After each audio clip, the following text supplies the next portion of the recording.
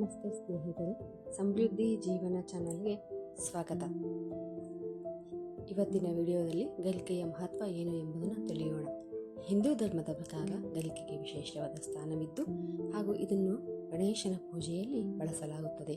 ಹಾಗೂ ಗಣೇಶ ಚತುರ್ಥಿ ದಿನದಂದು ಗರಿಕೆಯನ್ನು ಸರಿಯಾದ ಕ್ರಮದಲ್ಲಿ ಬಳಸುವುದರಿಂದ ನಮ್ಮ ಬಯಕೆ, ಸಿರಿ, ಸಂಪತ್ತು ಹಾಗೂ ನಾವು ಕೈಗೊಂಡ ಕಾರ್ಯದಲ್ಲಿ ಯಶಸ್ಸು ದೊರೆಯುತ್ತದೆ ಎಂದು ನಂಬಲಾಗಿದೆ ಹಾಗೂ ಪುರಾಣಗಳಲ್ಲಿ ಉಲ್ಲೇಖಿಸಲಾಗಿದೆ.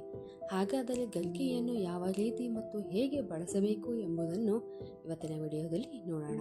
ಗರಿಕೆಯು ಒಂದೇ ಬೇರಿನಲ್ಲಿ ಮೊದಲು 3 ಉದ್ದನೆಯ ಎಲೆಗಳಾಗಿ ಬೆಳೆದು ನಂತರ 3-4 ಗಂಟುಗಳಾಗಿ ಅಲ್ಲಿಂದ ಎಲೆಗಳು ಚಿಗುರೊಡೆಯುತ್ತವೆ.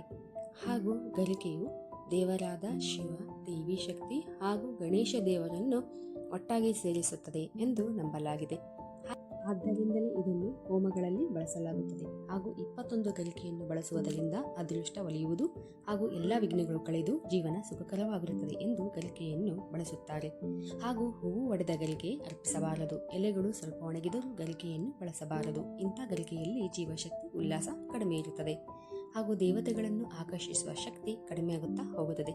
ಆದ್ದರಿಂದ ಹಸಿರಾದ ಸ್ವಚ್ಛ ಗರಿಕೆಯನ್ನು ಮಾತ್ರ ನಾವು ಗಣೇಶನಿಗೆ ಅರ್ಪಿಸಬೇಕಾಗುತ್ತದೆ. ಹಾಗೂ ಓಂ ಗಣೇಶಾಯ ನಮಃ ಎಂದು ಕಾಮೆಂಟ್ ಮಾಡಿ. ಥ್ಯಾಂಕ್ಸ್.